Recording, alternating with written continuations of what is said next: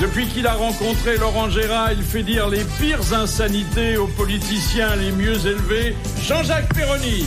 Bravo. Bonjour.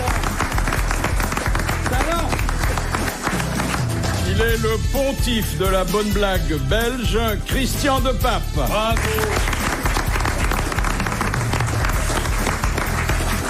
Depuis qu'il a publié ses mémoires, je l'ai rangé provisoirement entre Chateaubriand et De Gaulle, Thierry Roland. Bravo. Bonjour. Son sexe qui revient de vacances va avoir une rentrée chargée, Fabrice. Ah bon? Bravo.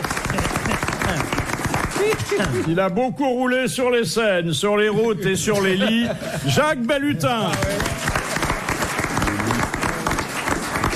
Et notre invité d'honneur, en l'invitant gratuitement, RTL a économisé 99 francs, Frédéric Becbédé.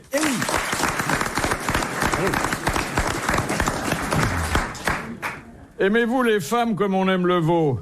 Ben pourquoi pas, je veux dire, ça n'a pas le même goût, mais après tout, pourquoi pas. Oscar Dufresne est-il votre jumeau noctambule? C'est moi en pire. C'est vraiment... j'aimerais pouvoir dire que c'est moi, parce qu'il a une vie plus intéressante que la mienne. Surtout mieux remplie. Ou mieux vidée, ça dépend. Ça dépend, oui. D'ailleurs, je me suis fait vider de partout, ça m'arrive régulièrement. Considérez-vous la publicité comme un mal nécessaire? Non, peut-être qu'on pourrait s'en passer, mais enfin pas sur RTL apparemment. On est un peu obligé d'être un petit peu interrompu de temps en temps. Vous sentez-vous plus cultivé que la plupart des habitués de boîte de nuit? Oui, mais c'est pas difficile. Ne placez pas la barre très haut, mon cher. Envisagez-vous d'être au cinéma votre propre interprète, par vocation, par économie ou par pénurie d'acteurs valables? Un peu des trois, et puis aussi, parce que je crois que c'est très bien payé le métier d'acteur par rapport au boulot que ça représente. Oh, c'est un boulot quand même difficile. Là, je m'adresse à Jacques Balutin, qui a très peu fait de cinéma d'ailleurs. Pas beaucoup. Mais c'est un boulot qui est comparable à celui de chauffeur de maître. Hein. On est levé de très bonne heure et puis... Oui, on est sur téléphone, on est aux ordres. On attend pendant des heures que la marquise ait besoin de vous. Hein. Oui, absolument. Enfin, vous verrez, c'est amusant comme première expérience. Alors, un écrivain qui pratique aussi la critique littéraire, n'encourt-il pas le reproche d'être à la fois juge et parti? Si, complètement, mais c'est ça qui m'intéresse. Je trouve qu'il faut être des deux côtés de la barrière pour bien se rendre compte à la fois que écrire est une chose difficile, surtout quand on se fait descendre, et puis ensuite, quand on critique, on sait ce que ça représente. Et je crois que c'est bien d'être un petit peu comme un cuistot qui jugerait ses confrères, qui ferait de la critique gastronomique tout en étant un excellent cuistot. C'est Monsieur Tabar qui vous soumet cette belle formule. En général, c'est plus facile à trouver qu'Yvan Colonna. Bon, je suis pas. Qui a dit commencer en poète et finir en gynécologue? Sioran. Oui. Sioran. De toutes les conditions, la moins enviable est celle d'amant. Eh ben, c'est un très beau début culturel. Hein. C'est sublime. Ah oui. Mais comme ça rejoint ce que vous pensez de l'amour physique, ça diminue vos mérites. Hein. C'est une phrase qui est très pessimiste, mais très belle en même temps, parce qu'elle insinue que tous les amants font des cunnilingus, ce qui n'est pas la majorité en fait. Alors, je sais que je vais vous choquer horriblement tous, vous, Frédéric Becbédé, vous, Jean-Jacques Perroni, vous, Thierry Roland, Christian Depape sûrement, Fabrice et Balutin encore plus. Il y a énormément d'histoires sexuelles dans la revue de presse d'aujourd'hui. Oh bah tant mieux. Bon. Énormément. Enfin un sujet sérieux. D'abord, C'est rare le lundi. Hein? Ah non, parce que c'était des reportages du week-end, en quelque sorte. C'est people. Oui. il y a le ministre de la Santé indien. La santé et pas des pieds. C'est con, ça. C'est consternant, oui, mais j'aime bien. C'est affligeant. Vous êtes le maillon faible, au revoir.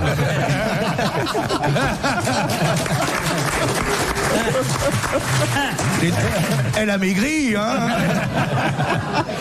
Le ministre indien de la santé publique, De la santé et pas des pieds, on reprend du début. Le ministre indien, lui, il s'inquiète des progrès exponentiels de la natalité dans son pays. Vous pouvez pas parler plus simplement pour moi, s'il vous plaît. C'est-à-dire qu'ils arrêtent pas de bomber la guérite. Oui. Voilà, là je comprends mieux. Tu parles par allusion. Bien sûr. C'est La une vieille métaphore est expression hardie. indienne.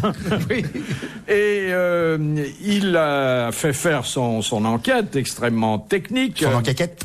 Et il s'est aperçu que cet État était conforté par la fragilité des préservatifs masculins locaux.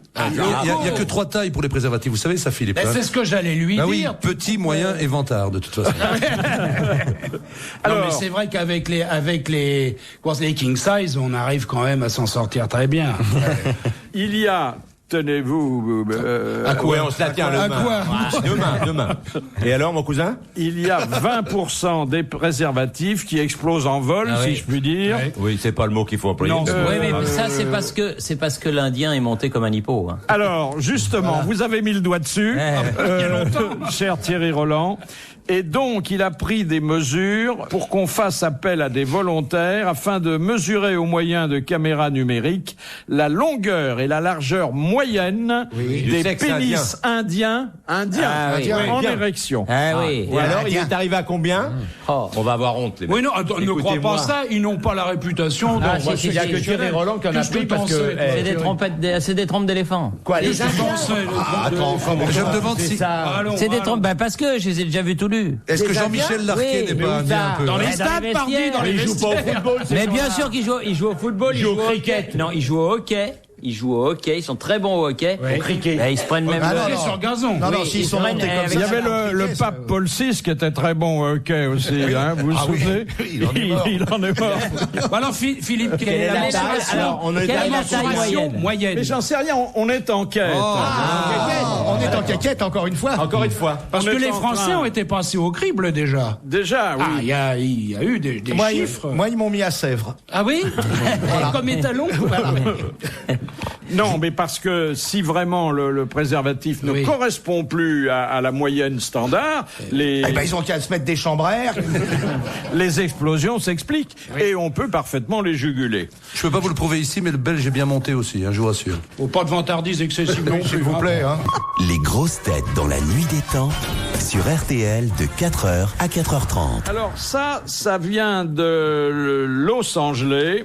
Ouais. Et Il progresse en anglais, hein, il progresse.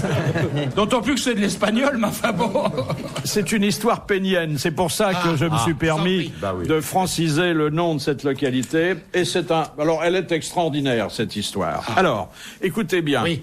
Il y a des jeunes filles qui a la bouche ouverte, là. Vous n'avez pas comment. Il y a deux messieurs qui ont l'un pour l'autre les plus tendres sentiments, qui vivent maritalement, ce qui d'ailleurs est leur droit le plus absolu, On fait ce qu'on veut avec ces jouets. et qui ont été admis d'urgence dans un hôpital. Ils étaient coincés. Après, dit la dépêche, qu'une fellation eut mal tourné. Bah oui. Comment ça peut mal tourner Comment il y a un Alors chaos. voilà. Alors il est attendez. passé sur un pavé. Non. Il y a le dentier qui est resté collé en corolle. Voilà comment ça se passe. Oui, s'il vous plaît. Oui. L'un des deux dit, In English, if you please. pour mettre It's un 5 peu... o'clock. In English. Mais laissez-moi vous donner les attendus de la chose avant que vous la commentiez.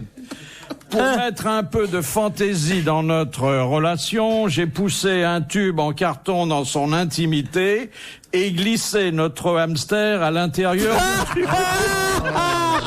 Encore.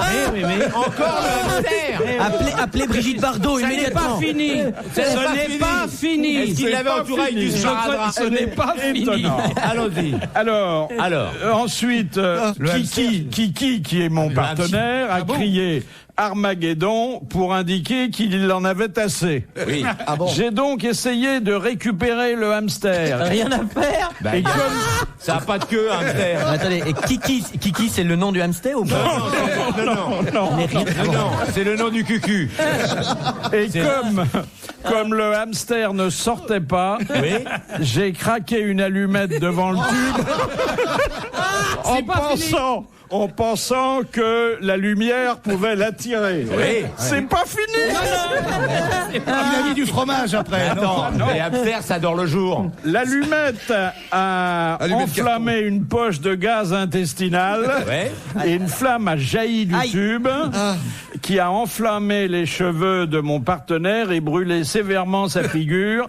Elle a aussi mis le feu au pelage du hamster Qui est sorti du coup. qui, à son tour, a enflammé une poche plus grande de gaz en propulsant le rongeur comme un boulet de canon. Mais vous êtes sûr que c'est pas le scénario du dernier Spielberg par exemple? Attendez. Alors, ils sont hospitalisés, alors, les deux? Ça, c'est pas bien C'est pensé. les trois, parce que le hamster... La tranche du hamster, je vous dis pas. Non mais le hamster il voulait pas sortir, il y avait des tapettes partout. Et vous voyez le danger d'avoir trop d'imagination dans ce domaine. Hein. Demandez donc aux internes des hôpitaux ce qui se passe le samedi soir en général. Il y a des fois. Et vous, est-ce qu'ils retirent effectivement. Alors là, vous aurez un aperçu de l'imagination humaine qui est quand même, dans ce domaine, extrêmement vaste. On connaissait le hot dog, maintenant il y aura hot hamster. Alors plus simplement, vous connaissez les 4 jeunes filles qui vont à Confesse, c'est un petit village. C'est beaucoup plus simple, on a les habitudes sexuelles beaucoup plus simples. Elles vont dans le petit village se confesser chez le curé du coin.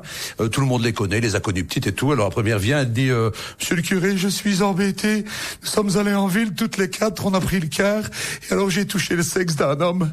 Alors le curé dit écoutez, vous allez vous tremper la main droite dans l'eau bénite. Et vous allez me dire 5 Je vous salue Marie, 5 Notre Père. La deuxième, elle dit écoutez, monsieur le curé, je suis embêté. Moi, j'ai touché le sexe d'un homme, mais avec la main gauche. Qu'elle dit écoutez, pas de problème, vous allez vous tremper la main gauche dans le bénitier et vous allez me dire 5 Notre Père, 5 Je vous salue Marie. On attend la suite. Et alors, il y a la quatrième qui dit à la troisième ça t'embête si je me rince la bouche avant que tu prennes un bain de siège? Elle est hard, hein. Philippe Bouvard sur RTL, 4h, 4h30, les grosses têtes dans la nuit des temps. Dernier rendez-vous de vos grosses têtes dans la nuit des temps pour aujourd'hui. Le 1er octobre 2001, Philippe Bouvard était entouré de Jean-Jacques Perroni, de Christian de Pape, Thierry Roland, Fabrice, Jacques Balutin et leur invité d'honneur, Frédéric Becbédé. Puisqu'on en est à ce chapitre-là, et que le sexe a l'air vraiment de vous brancher, comme on dit... Oh, le sexe m'habite. Voici, dans le courrier des lectrices d'un hebdomadaire féminin... Ça le fait rire d'avance. Français? Donnez le nom. lettre. Donnez le nom. Donnez le nom. Union. Une dame qui écrit « J'ai des doutes sur mon compagnon. Aidé de 48 ans, je vis maritalement depuis 3 ans avec un Scandinave de 58 ans. J'en suis très amoureuse, mais il s'absente souvent et il me parle d'échangisme, de club privé, de triolisme et il commence à me fesser. Est-ce qu'il y a des adresses après? Attendez, ma fille de 21 ans a posé nue pour lui et ne voit plus son petit ami. J'ai peur qu'il n'ait des vues sur ma fille cadette de 15 ans, car il ne la quitte pas des yeux à la piscine et il nage nu devant elle. Et je crains pour ma petite levrette. Elle doit avoir l'animal, non? Mon fils veut quitter la maison. Réponse de la conseillère de service. Manifestement, vous n'avez pas les mêmes valeurs morales ni sexuelles. N'acceptez pas de vous soumettre à ses désirs par amour. Vous regretteriez plus tard d'avoir introduit le loup dans la bergerie. C'est un peu tard. À mon avis, le loup, il y est déjà dans la bergerie. Et elle parle pas du hamster. Il y a le hamster, il va absolument se tirer de la maison aussi, lui. Notez que moi j'ai une voisine qui habitait 2 ans avec un Danois, à la fin il mordait. Hein. Non mais c'est quel journal féminin? C'est elle? Non, je ne lis plus Elle depuis que Mazarine a cessé d'écrire. Ah, vous aussi? Oui, c'est vrai. Oui. Mais je voudrais rehausser le niveau culturel de l'émission. L'histoire qu'on vient d'entendre, c'est précisément l'intrigue de Lolita de Nabokov. Il se tape d'abord la mère et puis ensuite la fille. Il a raison. Oui. Il a raison. Alors, vous voyez, on peut, même aux grosses têtes, on peut. Oui, mais il n'y a pas de hamster. Non, c'est vrai. Non, c'est moins drôle. Il faudrait réactualiser un petit peu. Oui, c'est vrai que dès qu'on parle de littérature, il n'y a plus personne qui se marre. C'est marrant. Vous avez. C'est pas hilarant le bouquin de Nabokov entre nous. Hein. Non. C'est pas hilarant, bon. Non. Lolita, bon. Il y a plus rigolo. Oui. Vous avez aussi un aveu. Portée de campagne, c'était vachement bien. Un aveu d'Alain Robbe-Grillet. Oh, il est encore là, lui. Voilà la littérature qui revient. Voilà. Mais pas sous son meilleur jour. Alors lui, il fait concurrence à Gabriel Maznev pour son goût pour les très jeunes filles. Oui, mais la piscine de Ligny a coulé, alors. Oui. Il dit que il a toujours aimé les gamines de 12 ans, plus ou moins pubères. Ah, d'accord. Plus ou moins pubères. Mais voilà. c'est un disciple de Nabokov, hein, Robbe-Grillet. Oui. Dans son dernier livre, La Reprise, là. Oui, c'est ça, la reprise. Ça raconte une histoire avec une jeune C'est normal femme. qu'il y ait une reprise, puisque ça Robbe-Grillet. Oui, oui. Ah, c'est bien. Excusez-moi. C'est bien, et puis c'est correct. C'est correct, c'est pour ça que personne ne rigole, du reste. Qu'est-ce que je vous disais? J'en ai une qui devrait plaire à 2 personnes ici, Philippe, si vous permettez. Je suis pas sûr que la vôtre leur On va essayer. Et comme ils envoient pas souvent une Belge. C'est un type qui va faire des affaires au Japon. Il travaille dans les photocopieurs. Et alors, comme d'habitude, on est reçu royalement là-bas au Japon. Vous aurez l'occasion de le tester. Thierry, vous l'avez peut-être déjà fait. Hein. Je sais que vous avez déjà beaucoup voyagé. Et donc, le monsieur va manger avec la personne avec qui il doit travailler. Et à la fin, on lui a prévu une geisha. Donc il rentre à l'hôtel avec la geisha et l'affaire se fait. Et à un certain moment, il y a la geisha qui lui dit comment così. Et le type il va comment così. Il dit ça doit être bon à crever. Elle doit me dire que c'est bon. Et il y va comment così. Et il y va. Et donc le lendemain, il se retrouve sur un terrain de golf avec le gars avec qui il devait faire du business. Donc ils jouent. Ils sont sur le trou numéro 8. Il y a le japonais qui joue. Alors pour épater le gars lui dit ça doit vouloir dire très bon. Donc il dit au japonais oh là, comme così. Et le type dit pardon, c'est le bon trou. Ouais, elle est un peu libertine, mais comme elle est sportive, on l'admet. Deuxième citation de Monsieur Robin, dont je vous demande d'identifier l'auteur, qui a dit « Quand on meurt de faim, il se trouve toujours un ami pour vous offrir à boire ». Antoine Blondin. Oui, ça pourrait. Antoine Blondin. Bonne réponse de Jean-Jacques Perroni. Bravo. Est-ce que le livre des records vous intéresse? On y trouve généralement à chaque édition son pesant de moutarde. Par exemple, un Australien qui s'épile les poils du ventre depuis 1984. Il a fini? Et qui a réussi à amasser 15 kilos de duvet. C'est intéressant. Ah, oui. C'est un peu des Miss Rousseau, c'est le même. Hein. Ensuite, un ancien dératiseur de Grande-Bretagne, qui est devenu comique maintenant, et qui a ingurgité en 1 minute 36 blattes de taille moyenne, et qui a fait entrer 47 rats dans son caleçon sans l'enlever. Ah bah voyez. Et un cochon d'Inde, non? Et le hamster. 47 rats, moi je serais partisan de 47 souris, mais 47 rats, c'est... Oui, enfin ne vous vantez pas non plus, Philippe. 47 souris dans le slip. Surtout dans le vôtre. Vous pourriez faire face? Un peu Et serré, enfin, ce record que je dédie à la mémoire de notre regretté ami Léon Zitrone, qui, vous le savez, pouvait remuer les oreilles séparément et sans les toucher. Oui. C'est à force d'avoir fréquenté les chevaux qui faisait ça. Et dans 2 sens différents. En plus. Oui. Non. Et avec le reste, il faisait quoi? Rien. Il mangeait. Là, voici que le titre de champion du monde de lancer de pièces de monnaie avec les lobes d'oreilles a été attribué avec un jet de 3,50 m. Voilà. Comment on peut envoyer des pièces de monnaie avec des lobes? Le jeune champion, il est très jeune, il peut également se couvrir les yeux avec les 2 lobes ou lier ces derniers sous son menton. Ah, c'est Dumbo. Ah, mais c'est un mal foutu, c'est alors. Dumbo. Ah, bah c'est Dumbo, on le connaît. Moi, je le connais, je l'ai vu en film. La canne en mer de Ou mec. Philippe Gildas. Ouais. Non, c'est le fils caché du prince Charles. Vous voyez, mon petit Thierry, ça c'est du sport, du vrai sport. Hein? Et vous le voyez nous commenter le lancer de pièces avec le lobe d'oreille, avec Jean-Mimi, les deux. Il serait pas bien. Oh là là, très beau geste technique. Retrouvez les grosses têtes dans la nuit des temps à tout moment sur RTL.fr.